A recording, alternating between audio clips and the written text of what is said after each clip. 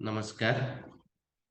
जैसे कि आप सबको पता है कि हम जो निमी और भारत स्किल से लिया हुआ क्वेश्चन का प्रैक्टिस सीरीज चला रहे हैं, वो एआईटीटी सीबीटी एग्जाम के लिए फिटर के जो बच्चे हैं उनके लिए उनका अभी चल रहा है।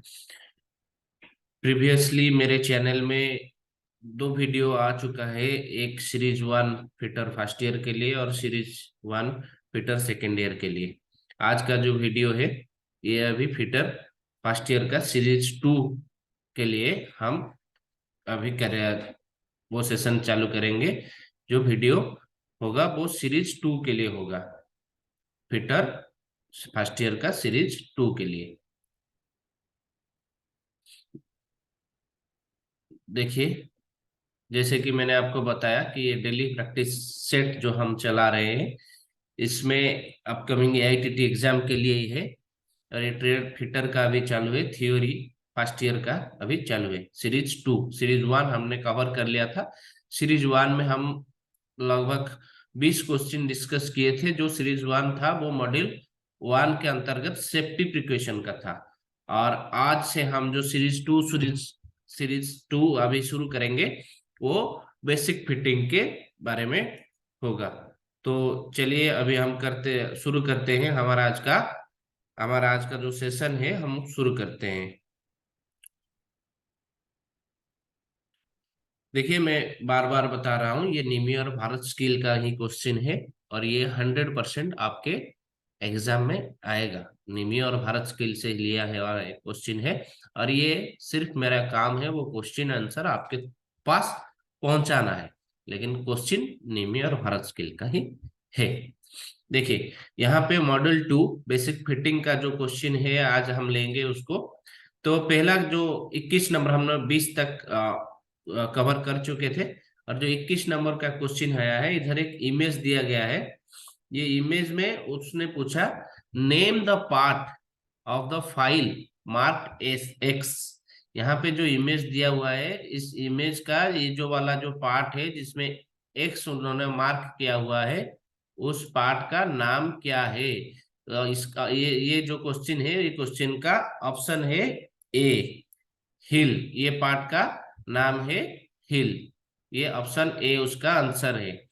और क्वेश्चन नंबर 22 जो है उसमें आया क्या, what is the use of A try square? Try square का यूज क्या होता है? इस मतलब यहाँ जो ऑप्शन दिया हुआ है उसमें से सही आंसर क्या है, वह सही यूज क्या है ट्राई स्क्वायर का? इसका ये ऑप्शन ए है, टू चेक राइट एंगल। उसके बाद चलते हैं 23 नंबर क्वेश्चन में, which marking media is poisonous? देखिए, जो हमारा 4 तरह का मार्किंग मीडिया हम यूज कर रहे हैं, उसमें से यहाँ चारों के चार नाम दिया गया है, लेकिन उसमें से कौन सा है जो पॉइजनियस है? उसका ऑप्शन है सी, Kapoor sulphate. Kapoor sulphate poisonous होता है, मतलब वो विष वाला होता है। Which part of universal surface gauge hold the scriber? जो यूनिवर्सल सरफेस गेज हम यूज करते हैं, उसका कौन सा पार्ट स्क्राइबर को होल्ड करता है? उसका ऑप्शन है ए, सॉन्ग। ये जो सॉन्ग है वो स्क्राइबर को होल्ड करता है यूनिवर्सल सरफेस गेज पर। अभी चलते हैं क्वेश्चन नंबर 25 पे, what is the name of the vice? यहाँ पे जो इमेज दिया गया है उसका उसका नेम क्या है? ये वाइस का नेम क्या है? इसका नेम है ऑप्शन सी, हैंड वाइस। इसका नाम क्या है? Hand vise. उसके बाद वाला क्वेश्चन में चलते हैं, a new hacksaw blade after a few stroke became loose because of? अगर हम एक न्यू हैक्सो ब्लेड लेते हैं, एक हैक्सो ब्लेड लेते हैं जिसमें हम कटिंग करते हैं, तो उसमें जो न्यू वाला लेते हैं वो कुछ स्ट्रोक के बाद वो लूज होना शुरू होता है। जब पहले पहले हम न्यू वाला लेंगे और काम करना शुरू करेंगे वो थोड़ा टाइट होगा, लेकिन जब कुछ स्ट्रोक के बाद कुछ मतलब कुछ टाइम हम काट लिए उसमें, तो वो लूज हो जाता है। तो उसका सही आंसर क्या है, वो क्यों लूज हो जाता है? 26 नंबर का है, ये है option A, stretching of blade. Blade क्या होता है? स्ट्रेच हो जाता है। देखिए, ब्लेड वेव शेप में होता है, ऐसे ऐसे करके, ऐसे ऐसे करके ब्लेड अगर आप उसका करीब से देखेंगे तो ये ब्लेड ऐसे ऐसे होता है। जब हम उसको यूज करते हैं तो ये स्ट्रेच हो जाता है, मतलब ये जो वेवनेस है उसका चला जाता है, इसीलिए वो लूज हो जाता है। अभी चलते हैं हम 27 नंबर क्वेश्चन के तरफ। Why breakage of teeth occur easily while sawing off a thin wall workpiece and the stat of cut? क्यों वो बोलता है क्योंकि जब हम थीन वॉल वर्कपीस पे काम करते हैं, क्यों वो जो टीथ होता है हैक्सॉ जो ब्लेड का वो टूट जाता है, क्यों वो टूट जाता है इजीली? इसका ऑप्शन है D, hand force act only upon a few teeth. जो थीन वाला है ना, सिर्फ कुछ ही टीथ पर जो फोर्स है वो एप्लीकेबल होता है। देखिए मैं यहाँ पर आपको समझाता हूँ, अगर इस मेटल का चौड़ाई इतना है तो यहाँ पे अगर ब्लेड हम यूज करेंगे, देखिए मैं इधर ड्रॉ करता हूँ, तो यहाँ से लेकर यहाँ तक जितना टीथ है वो यूज होता है। लेकिन अगर उसका चौड़ाई सिर्फ इतना है और ब्लेड हमारा इतना बड़ा है, तो सिर्फ यहीं तक को जो टीथ है वो यूज होता है, तो इसीलिए ये जल्दी टूट जाता है। तो इसका आंसर है option D, hand force acting only upon few teeth. कुछ टीथ के ऊपर फोर्स एक्टिंग बा एक्ट होता है, वह फोर्स अप्लाई होता है, इसीलिए वो टूट जाता है। अभी चलते हैं 28 नंबर क्वेश्चन की तरफ।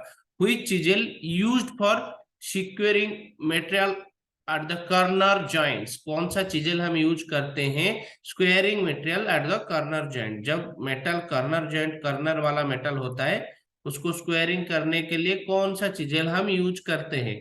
उसका ऑप्शन है सी, उसका डायमंड पॉइंट चीजेल। तो वो चीजेल का पॉइंट ऐसा होता है, डायमंड जैसे ऐसा होता है वो चिजल, ये होता है चिजल का पॉइंट, उसको डायमंड पॉइंट चिजल हम बोलते हैं। उसके बाद आता है 29 नंबर क्वेश्चन। ये पूछ रहा है, जो name the part of the हमर मार्क्ड एज एक्स। जो एक्स दिया हुआ है और इधर पार्ट में मार्क किया हुआ है हमर का, उसका नाम क्या है? वो नाम पूछ रहा है। ये जो मार्किंग वाला पार्ट है हमर का, इमेज में जिसको दिखाया गया है, उसका नाम क्या है? उसका ऑप्शन है सी, उसका नाम है चिक। यहाँ पे मैं आपको एक बात बता देता हूँ, जो हमर होता है ना, हमर डिवाइडेड होता है टू पार्ट में, एक है हैंडल, एक है पेन।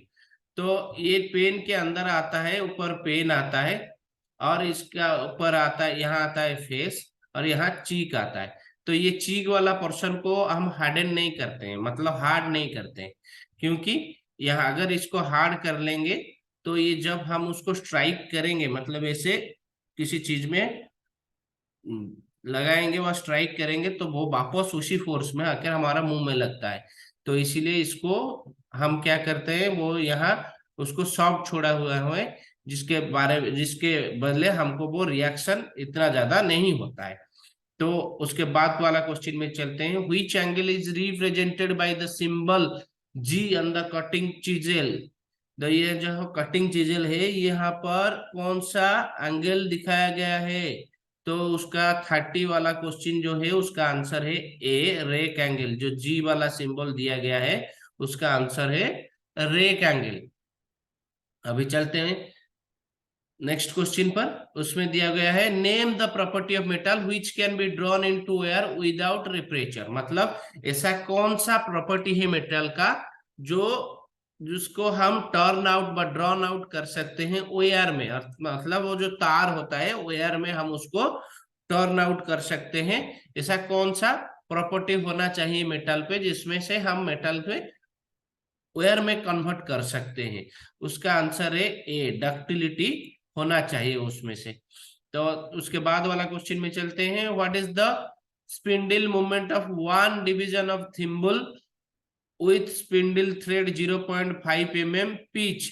अगर 0.5 mm पिच होता है वो जो स्पिंडल का थ्रेड का, तो वो कितना मूवमेंट करेगा? जब एक बार हम रोटेट कर लेंगे थिम्बल को, वो कितना एडवांस करेगा? उसका आंसर है ऑप्शन ए, 0.01। ये माइक्रोमीटर से पूछा गया है।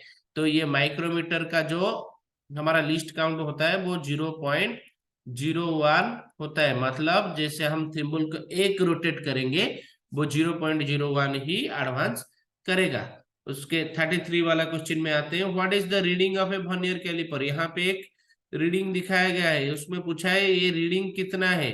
ये आप लोग तो पढ़ चुके होंगे, तो आप लोग देख के भी कैलकुलेट कर सकते हैं, लेकिन मैं अभी बता देता हूँ। उसका रीडिंग है, ऑप्शन इसमें आता है ऑप्शन डी, 35.4 mm। देखिए 35.4 4 mm का ये रीडिंग है। अभी चलते हैं 34 नंबर क्वेश्चन के तरफ। What is the reading of the vernier bevel protractor? यहाँ पे जो इमेज दिखाया गया है ये वर्नियर बिवेल प्रोटेक्टर का इमेज दिखाया गया है।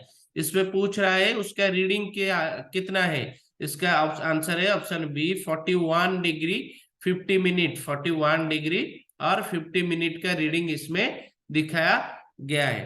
तो बस आज के लिए इतना ही। ये 34 नंबर तक हम डिस्कस कर चुके हैं।